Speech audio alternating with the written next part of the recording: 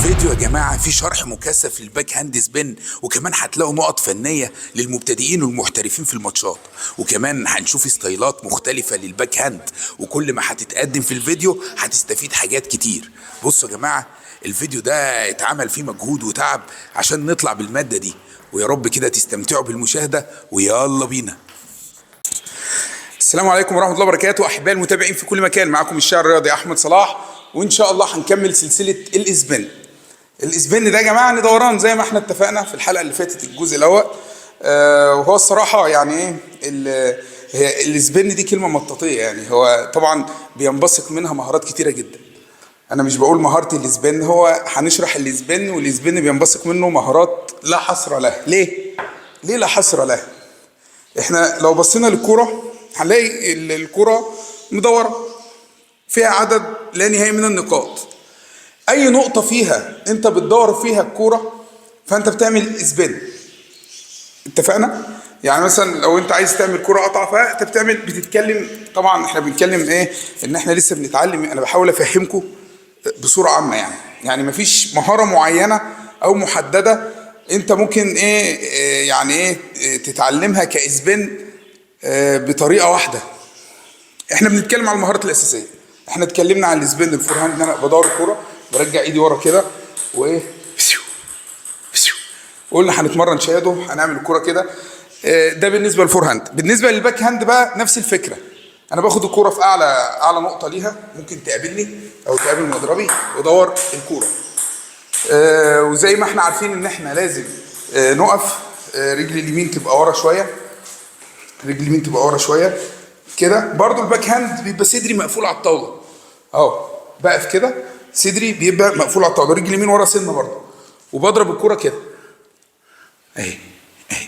احنا قلنا الكونتر اهو، بضرب الكوره كده.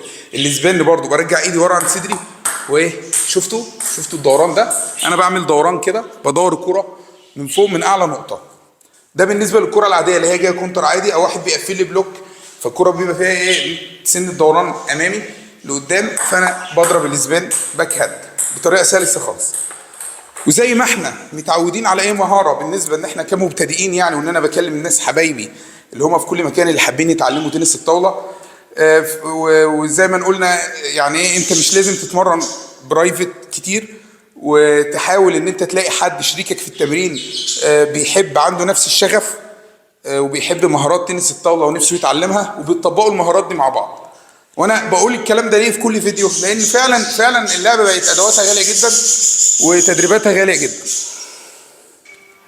وانا طبعا عشان بحب اللعبه ونفسي كل الناس تلعبها واللعبه تنتشر اكتر من كده. فاحنا دلوقتي مثلا ايه، احنا النهارده في الدوران الايه، باك هاند اسبان، بضرب الكوره باك هاند اسبان اهي. بنزل على رجلي شويه، صدري يكون مقفول على الطاوله اهي. بقفل مضربي في النهايه، يعني الاول ببتدي مضربي مفتوح كده سنه، وبمشي مع الكوره. شوفوا مضربي في الاخر قفل اهو، حركه ربع دائريه كده. الكوره بقى اللي جايه قطعه او جايه زقه زي ما احنا بنقول، الكوره اللي هي باك سبين، فيها دوران خلفي، دي برضو انا بستناها سنه الكوره وايه، استناها سنه وامشي معاها ايه، اديها دوران وانا فاتح مضربي لفوق شويه. وفي ناس تاخدها ايه، لو عايز اضربها جامد بقى، لو على المفهوم بتاعي ان انا ممكن اضرب سبين عادي كوره كده، وممكن اضرب توب سبين ان انا اضرب دوران جامد جدا. ممكن اعمل بقى كده. بس انا مش عايز مضربي في تنس الطاوله الحديث، انا مش عايزه يبعد عن الطاوله ولا عن الكوره، لان الضربه الجامده لو اللي قدامك بيرجع الكوره هترجع لك جامده. طب انت مضربك بعد وانت ما عندكش السرعه المناسبه ان انت ترجع مضربك في نفس سرعه الكوره وتضربها تاني. فانا مش عايز نعمل مثلا بام اخري يكون المضرب قريب مني عشان الحق ارجع. ودايما عود نفسك وانت بتتمرن مع اي حد، ما تضربش كده وتفضل واقف شويه تستنى الكوره ترجع. انا بعد ما اضرب ارجع على طول، ماليش دعوه باللي قدامي بقى هيجيبها ولا لا، لازم ارجع اكون مستعد للضربه اللي بعدها. وفي الماتش انا دايما يعني ايه بوجه اللعيبه بتاعتي ان انا برجع ايه كده، مش برجع كده. يعني لما اضرب كده ما اضربش باك وارجع باك، ما اضربش فور وارجع فور، دي في التعليم المهاري. انما انا كماتش لازم مضربي يكون ايه؟ براجع في النص كده، عشان سهل اروح اضرب فول وسهل اضرب باك. مش ان انا بقى اقف على ناحيه واحده. انا كمدرب لما بلاقي الخصم اللي بيلاعب اللاعب عندي بيرجع في اتجاه واحد، اقول له خلاص وزع له واحده يمين وواحده شمال. ليه؟ لان هو لو رجع كده وانت عطيتها له باك بقى مسافه بعيده قوي عشان يروح على الباك. طبعا انا مش عايز اسبق الاحداث، يعني انا قلت ايه، نتطرق كده نخف شويه عن الدورانات والاسبنات، ان انا اشرح حته فنيه كده في الماتش. بس ما علينا. احنا دلوقتي النهارده الكابتن حمدي هيديني كره مقروصه اللي هي مزقوقه يعني، ونشوفه، وكره عاديه ونشوفوا الاسبن شكله ازاي. خليكم معانا اهو يا جماعه. اسبن باك هاند اهو اهو. انا باخد الكره من اعلى نقطه فوق اهي اهو، بدور الكوره بمنتهى البساطه اهو اهو. كابتن حمدي حتى بيديها لي مش في مكان واحد عشان انا اتحرك لها اهو اهو. انا رجعت ايدي اهو، ماليش دعوه هو جابها ولا لا اهو اهو. لازم ارجع ايدي على طول عشان اكون مستعد للضرب. وانا بقى مرجع ايدي، الكره راحت يمين ولا شمال، انا بعمل ايه؟ بتحرك لها اهي. انما مثلا لو ضربت كده ووقفت ايدي كده مش هلحق اجيبها عشان ارجع معاها. انا دلوقتي بوريكم مثلا ايه، زي ماكت كده بالراحه كده، ستايل خفيف خالص. لا انما لا، مع الضرب السريع واوقف ايدي مش هلحق ارجع. لازم. حتى النهارده دخلوا في الاسبنات والناس الاجانب وكده بيدخلوا تمرينات اساتيك عاليه جدا للوسط عشان الحركه، للرجل، للايد، عشان ايدي تكون خفيفه تروح وترجع بسرعه، تضرب وتدور الكره من جوه وترجع بسرعه. يبقى انا لازم اكون ايه؟ انا فاهم. طبعا انت عشان مبتدئ او انت محترف، لو انت مثلا ممكن تستفيد من كلامي، يا رب يكون كلامي يفيد كل الناس. فانت النهارده لازم تدرب نفسك ان انت بعد ما تضرب الكره تكون سريع جدا في الرجوع. بعد ما تضرب الكره من جوه جامد، مش عمرها ما هتجيلك قصيره، هتجيلك طويله، هتجيلك بتجري، فانت تك تك او تك. يبقى انت ايه؟ تكون مستعد ان انت تدور الكره من اي مكان. احنا عندنا عيب هنا بالنسبه لمصر، اللعيبه عندنا حتى الصغيرين ما تلاقيهمش، تلاقي دايما الحركه بطيئه، ما بيروحوش للكره مظبوط، ما بيدوروش الكره من اي مكان، غير الغرب، غير الصينيين، غير شرق اسيا. بيدوروا الكره من اي مكان. الكره تحت على الارض ينزل ويشيل ويطلع معاها، كره فوق، كره يمين، كره شمال. عندهم سرعه، فوت ورك. ده جه من ايه؟ يعني سرعه الرجلين. طبعا انا غيور، انا نفسي بلدي تبقى في الصداره دايما في كل حاجه. انا نفسي ان احنا يكون في دكاتره احمال يتدخلوا. خطط الاتحاد، مجلس اداره الاتحاد يعني عليه مسؤوليه كبيره طبعا، وربنا يوفقهم واحنا بندعو لهم دايما. لازم يشوفوا ان في دكاتره احمال تتدخل ان اللعبه تنتشر بصوره قويه وبصوره اقوى من اللي احنا فيها. احنا نستحق في مكان اعلى من اللي احنا فيه. الكابتن حمدي دلوقتي هيديني كره مزقوقه، الشرح بسيط جدا. انا بستناها سن دورانها هيدا وبام بدور، بفتح مضربي شويه، ممكن اقفله بقى في الاخر اهو. الكابتن حمدي اهي كره مزقوقه. الكره بقى جات لي عاديه، خدها بقى من فوق. الناس اللي بتتدرب الاولانيه بشيلها كده، والثانيه طق اهي. انا واقف اهو، نزل تاني يا حمدي اهي. الكره جات لي عاديه خالص يا بقى، اخد من فوق، اخد من فوق بقى خلاص. انا شلت الطب، شلت الكره المزقوقه اللي فيها باك سبين اهي اهي اهي اهي. ارجع ايدي على طول اهو اهو، ارجع ايدي وانزل واقعد على رجلي فوت ورك. لازم يبقى عندي فوت ورك، لازم رجلي تبقى قويه. كمان مره اهو اهو خبطت في الكاميرا. في نقطة كمان أخيرة أنا حابب أتكلم عليها بالباك هاند. الباك هاند زي ما أنا قلت في الكونتر، في ناس بتستريح تاخد الكرة وهي لسه طالعة، وفي ناس بتستناها تعلى تاخدها في أعلى نقطة. في استيالات ياما، يعني كذا ستايل. ناس ياما عندها ستايلات غريبة في الباك هاند. في ناس بترجع وسطها ده، في ناس يقول لك ده خليه قدام عشان أما تضرب كده تعرف تلف كده على طول. يبقى انت ايدك دي دايما فوق، ما تنساهاش تحت. ما حدش يعمل بلوك على وسطه. انا الوسط بعوزه اهو، بام بام. الوسط بيتحرك معايا، مش بقى في وقوف كلي بس بيتحرك معايا في الضربه. وان الكره لو جات لي هنا من غير ما ارجع كتفي، لو انا عملت كده وضربت بام كده مثلا، هيبقى ايه المسافه ان انا الف اضرب سبين فور هاند مثلا طويله. فتك، شوفوا تك اهي سهله، تك تك تك تك. ده ما لفش. انا بفضل الستايل ده. في ناس بقى بتلعب بستايلات كتير جدا في الباك. انا دلوقتي هنزل لكم ناس زمايلي وحبايبي هنا في الصاله معايا بيلعبوا سبين باك هاند، وبيلعبوا سبين باك هاند، وبيلفوا يضربوا سبين فور هاند. هتلاقوا ستايلات كتير، يعني كل واحد بيلعب تقريبا بشكل مختلف، وبيودي كوره وعنده استمراريه وبيضرب كتير. يا رب تكونوا استمتعتوا بالفيديو واستفدتوا حاجه جديده، وما تنسوش دعم ولايك واشتراك على القناه.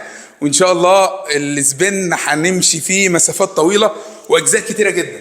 احنا هنتكلم عن كل الدورات، 550 مهاره سبين. يلا السلام عليكم ومساكم بينج بونج.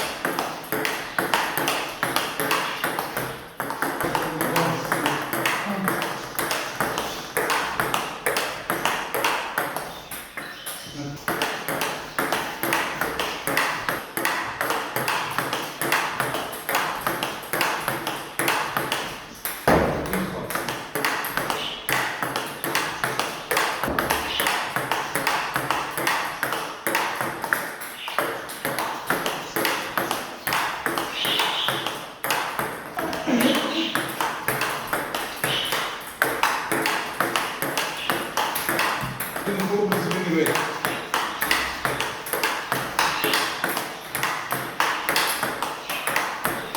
يعني كان حلو والله.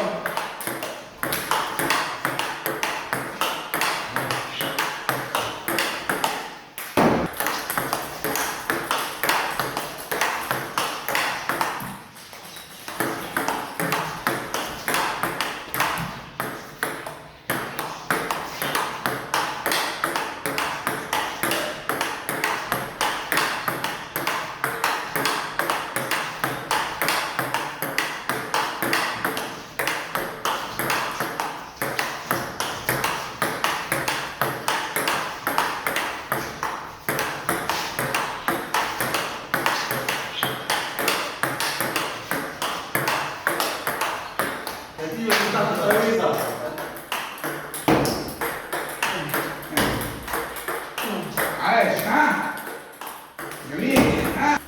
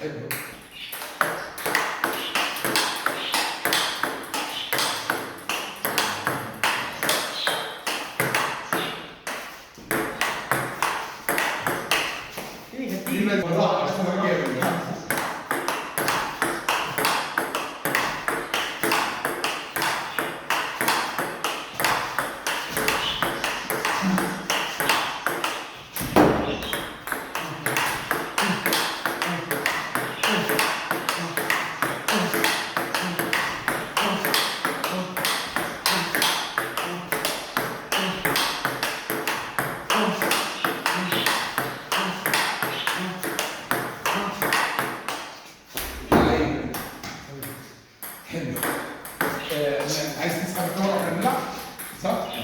عشان نركبها. ها يلا بينا. على جنب شوية. ايه؟ جنب شوية.